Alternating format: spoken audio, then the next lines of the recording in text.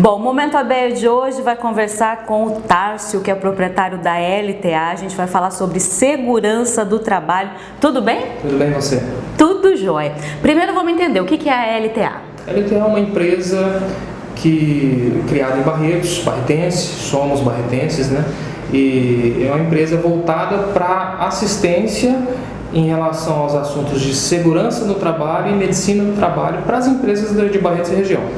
Tá, e quando a gente fala sobre isso, né, quando a gente fala de algo que acarreta contratação de um funcionário, acarreta algum tipo de gasto, as empresas sempre vê por um lado negativo. Sim. Só que a gente está falando de algo muito benéfico para a empresa. Sim. A legislação exige ou a presença do técnico de segurança do trabalho ou do engenheiro de segurança do trabalho. E isso não é só para a segurança do funcionário, mas também para a segurança da empresa. Exatamente. O que o empresário precisa entender é que a segurança no trabalho ela é benéfica para todos.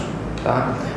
A segurança no trabalho ela vai desde a conscientização do próprio empregado em utilizar os EPIs, que é uma coisa bem básica em relação à segurança do trabalho, até a minoração dos custos de impostos ou seguro de acidente de trabalho da empresa. Então, até isso a empresa tem benefício. Até nisso a empresa tem benefício. Por exemplo, uma empresa que tem um baixo nível de acidentes no trabalho, ela vai conseguir reduzir o seguro do acidente de trabalho dela para o próximo ano. Então, ela consegue reduzir isso se for uma construção civil, por exemplo, empresa de construção civil, ela tem o grau de impostos que ela paga, de seguro de acidente do trabalho que ela paga, né, na média da construção civil. Sim. Né? E aí se ela tiver uma redução dos acidentes do trabalho, ela consegue reduzir esse nível que ela está no nível que ela se encontra. Sim. Né? Que é o nível da construção Ela civil. consegue benefícios. Ela consegue benefícios. Primeiro de tudo é a vida do trabalhador. Sim. Né? É o bem-estar do trabalhador, é o trabalhador estar trabalhando com segurança, né? Sabendo que ele vai voltar para casa. Lógico. Com saúde. Esse que é o principal. Mas a empresa, o empresário precisa entender que isso traz benefício para ele. Na outra ponta é essa questão de impostos também. Mesmo porque um trabalhador que tem segurança, ele volta para trabalhar no outro dia também. Exatamente. Porque se ele se acidenta, também é prejuízo para a empresa. Exatamente. Né? É um prejuízo enorme e hoje a gente consegue mensurar um pouco disso. Não consegue mensurar tudo porque o quanto vale uma vida ou a saúde de uma pessoa, não consegue mensurar. Exatamente. O quanto vale a insatisfação da esposa ou dos filhos daquele acidentado em relação a um acidente de trabalho, ou a saúde do trabalhador que foi prejudicado, ou até mesmo a perca da vida desse trabalhador. Né? Como que se mensura isso? Então, é uma coisa imensurável. Exatamente. Imensurável. Me diz uma coisa, como que é determinado quando uma empresa precisa de um técnico de segurança do trabalho e quando uma empresa precisa de um engenheiro de segurança do trabalho? Existe uma norma específica do Ministério do Trabalho que exige que tenha esses profissionais. Começa a partir de 50 funcionários, é a NR4 que vai determinar isso, escalonado, né, a partir de técnicos de segurança do trabalho, 50 funcionários, ela vai ter essa obrigatoriedade. E aí, conforme vai aumentando o número de funcionários e o grau de risco que ela está enquadrada, que vai de 1 a 4, ela também vai necessitando de mais profissionais, um técnico, 2 técnicos, 3 técnicos, 3 técnicos mais um engenheiro. Entendi. E aí até compor todo o quadro que a gente chama de SESMIT, né? Serviço Especializado em Medicina do Trabalho. Entendi. Né? Composto por técnicos de segurança do trabalho, auxiliares de enfermagem do trabalho, engenheiro de segurança do trabalho, enfermeiro do trabalho e médico do trabalho. Toda uma equipe envolvida em garantir a segurança desse grupo de funcionários. Isso, exatamente. E hoje tem uma profissão nova que é o fisioterapeuta do trabalho. Isso é recente agora também. É muito muito difícil fazer com que o funcionário use os equipamentos de proteção individual? Depende de conscientização. Se não tem uma política pré-estabelecida na empresa, vai ser quase impossível. Né? Se a empresa ela não investe em segurança do trabalho, se ela não tem um mínimo de requisitos que são exigidos pelo Ministério do Trabalho, ela vai ser praticamente impossível. Agora, com a política bem feita, começa-se com uma documentação, PPRA, PCMSO, isso é o começo de tudo. Sim. Quando a empresa começa a implantar essa documentação, começa a implantar alguns treinamentos, começa a implantar alguns procedimentos, o próprio ambiente do trabalho vai propiciar com que seja mais fácil o trabalhador utilizar e se conscientizar do uso desses equipamentos, né? Então isso fica mais fácil. E a gente percebe, né, que o uso do EPI ele é aplicado, né, desde um trabalho mais simples ao mais complexo. Sim. É que as pessoas quase não percebem isso. Exato. Né? E aí o fato de não perceber, acho que às vezes faz com que o profissional tire um pouco da importância daquele equipamento. Né? Quando a gente fala em usar um protetor auricular, a pessoa fala assim, mas isso incomoda, eu não quero usar isso, estou acostumada com esse barulho. E aí que está o erro. Né? É o acostumado com esse barulho que te faz ir perdendo a audição. Exatamente. Né? Hoje em dia a gente vê, por exemplo, você chega no supermercado, você vê o açougueiro usando aquela malha de aço. Luva de malha de aço. Né? A luva de malha de aço.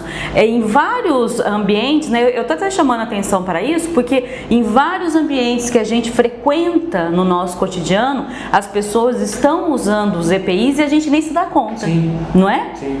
Não é verdade? Isso já é já está ficando normal, né? Normal, já está associado ao nosso ambiente, né? Graças a Deus está sendo assim, né? Está sendo associado ao nosso ambiente. Quer dizer, a gente está vendo um açougueiro, como você falou, um açougueiro já usando uma luva, e a gente não se dá conta de que aquilo é um EPI. Sim. Né?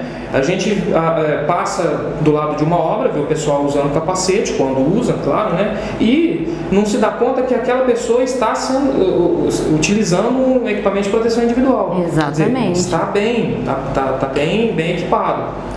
O que precisa ser mudado na maioria dos postos de trabalho. Hoje não é a maioria, hoje é a minoria que está sendo utilizada. Então, precisa dessa conscientização. E é bem isso, né? As pessoas se lembram de usar um EPI quando o risco é maior. Exato. Por exemplo, né, quando você passa por uma obra e vê uma pessoa pendurada lá em cima, numa determinada altura, ou você vê mesmo um reparo numa linha de energia, algum serviço assim, você fica logo lá já olhando, né? Ai, tá usando cinto de segurança, tá preso lá, ai, não tá, aí você já fica apavorado, né? Mas não é só isso, né? O mesmo operário que tá lá embaixo numa obra, se ele não tiver com capacete, se cair alguma coisa de lá de cima, né? Então, tudo exige o equipamento e aí tem que ser usado, mas a gente não pode subestimar a importância daquele equipamento, seja ele qual for. Exato. Existem estudos, né? Você bem deve saber disso, existem estudos que falam sobre o acidente do trabalho, o motivo desse acidente do trabalho. Na maioria das vezes o acidente do trabalho ele é causado por, antigamente se falava em negligência, em imprudência, mas é a ausência do medo. Então, muitas vezes a pessoa ou desconhece os riscos daquela atividade, mas ou confia demais. Confia demais, é exatamente isso. A pessoa começa a se habituar com aquele risco e perde o medo. E aí é justamente aí que acontecem os acidentes. Por exemplo, uma pessoa que não usa cinto de segurança. Por exemplo, uma pessoa que vai lidar com altura, que sobe numa escada de 3 metros de altura, e não se ancora em algum local, né? Subo, como se diz, né? Subo faz tantos anos e nunca aconteceu nada. Não imagina que se acontecer alguma coisa, pode morrer naquele momento. Exatamente. Né? Então ele se habitua com o medo. O medo para ele já não existe mais, ele está habituado com o risco. Né? Estou tão acostumado com isso que isso não vai fazer diferença. Exatamente. Né? É a mesma coisa quando você chama um eletricista na tua casa, ele fala assim, não precisa desligar o relógio de energia não, que eu já estou acostumado, eu troco tudo. Eu estou acostumada a tomar choque, eu mexo aqui, não precisa desligar não. Já aconteceu isso comigo, eu fiquei com o coração na mão, falei, gente do céu, e se esse homem ficar grudado ali, o que vai ser de mim? Né? Então, assim, acho que todo cuidado é pouco, por mais experiência que você tem. Então, é lógico que a empresa também tem que colaborar, a empresa tem que fornecer os equipamentos de proteção individual, mas não adianta nada a empresa fornecer se o funcionário não usar. Exatamente. E aí que entra, né, todo esse profissional técnico e o engenheiro de segurança do trabalho, porque é ele que cobra. Sim, exatamente. Né? Ele que cobra, ele que treina, ele que faz todo esse ambiente ficar propício à segurança no trabalho. Como que você vê esse mercado hoje, para o técnico e para o engenheiro? Eu vejo com bons olhos. Vejo com otimismo. É uma área que, principalmente no interior, ela é pouco explorada, apesar de termos aqui 2 escolas que formam de em um ano e meio vários técnicos de segurança do trabalho, né? 2 escolas boas, inclusive. 2 escolas boas, inclusive, o Paulo Souza e o Senac. Mas, mesmo assim, não são todos que atuam. E o mercado sempre está pedindo esses profissionais. Bons profissionais, como todos os outros profissionais, mas bons profissionais o mercado sempre está pedindo. E para a área de segurança do trabalho está muito carente ainda. Está muito carente, precisa de profissionais, precisa de engenheiro, precisa de técnico, principalmente técnicos em enfermagem do trabalho, que tem muito pouco. Médico do trabalho também está bastante carente aqui. Então, todos estão... É uma área em ascensão, então. Exato, é uma área em ascensão. De repente é um caminho a se seguir. Pra você ter noção, eu fiz um estudo aproximadamente entre 2005 e 2008, nós tínhamos em Barretos próximo de 5.000 empresas CNPJs abertos. Se a gente contasse todas as empresas e profissionais de segurança e medicina do trabalho que existiam em Barretos, para atender a todas essas empresas, as 5.000 empresas, não dava. Então, a gente fez uma estimativa, estava sendo atendido próximo entre 15% e 25% dessas 5.000 CNPJs. Quer dizer, e os outros? Quer dizer, faltava muito profissional. Falta muito profissional, falta muita empresa a aderir aos programas de segurança e medicina do trabalho. Falta muita empresa. Chegar aqui na frente, fazer só um exame admissional e mais nada não serve. Os empresários precisam ter a consciência de que fazer mal feito é a mesma coisa que não fazer. Ele gasta dinheiro à toa. Chegar aqui para fazer só um exame admissional sem verificar quais são os riscos que ele tem e se esses riscos determinam que ele faça outros exames, é a mesma coisa que nada. Se ele for apresentar isso para o Ministério do Trabalho, está aqui meu exame admissional. Isso não serve para nada. A mesma coisa que nada. É a mesma coisa que nada. Quer dizer, ele vai ser autuado da mesma forma. Tá certo. Tarso, obrigada por participar com a gente do Momento ABEA. Eu acho que foi bastante esclarecedor. Até fica de dica aí para quem está querendo entrar no mercado de trabalho, de repente cursar o técnico em segurança do trabalho e os engenheiros que estão saindo da faculdade também, de repente, fazer a pós-graduação em segurança do trabalho, não é verdade? Exato. Estamos precisando de mais profissionais. Obrigada mais uma vez. Eu que agradeço. E a gente vai falar agora, sabe com quem? Com a nossa presidente, Débora Sartori. Bom, agora está aqui com a gente a Débora, nossa presidente da ABEA, e eu acho que hoje o programa foi bastante esclarecedor, né, Débora, quanto à atuação do técnico e o engenheiro de segurança do trabalho e até, inclusive, quanto à área de trabalho, o mercado de trabalho, né? Exatamente, o programa hoje foi maravilhoso. Quero lembrá-la que sou engenheira de segurança do trabalho também. Nossa, mas ela é uma pessoa completa, não é verdade? Mas não atuo como o Tarso, que ele é completíssimo. Ainda bem que temos uma empresa como a dele aqui em Barretos. Eu trabalho mais modestamente na parte de contra-incêndio, que é a NR23, não é, Tarso? E é muito importante também que trata dos equipamentos de combate a incêndio no ambiente de trabalho.